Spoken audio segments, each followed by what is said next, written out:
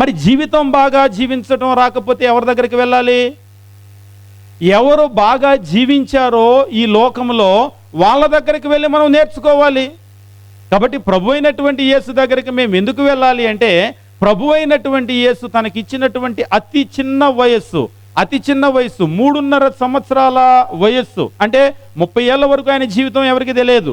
30 నుంచి 33.5 వరకు ఈ 3.5 సంవత్సరాలు జీవించినటువంటి ఆ జీవితము ఈరోజు ప్రపంచమంతా మాట్లాడుకుంటూ ఉంది. ప్రపంచంలో ప్రతి వ్యక్తి కూడా నేర్చుకునే విధంగా ఆయన జీవితాన్ని జీవించాడు. అంటే ముందున్నటువంటి కాలం కూడా మీరు చూసినట్లయితే ఆయన తల్లిదండ్రులకు లోబడుతూ ఆయన జీవించాడు. అంటే ఒక ఉత్తమమైనటువంటి జీవితం నేను ఎట్లా జీవించగలను, పరోపకారం చేసేటువంటి జీవితం నేను ఎట్లా జీవించగలను అంటే మనకు మంచి మాదిరి ఎవరు అంటే ప్రభు అయినటువంటి యేసు.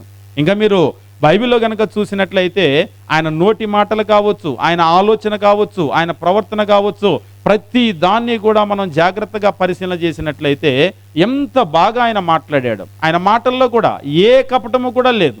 ఆయన ఆలోచనలో కూడా ఏ విధమైన కపటము కానీ, ద్వేషము కానీ, అసూయ కానీ ఇవి ఏవి కూడా ఆయన ఎవరి మీద చూపించలేదు. ఎంత బాగా జీవించాడు.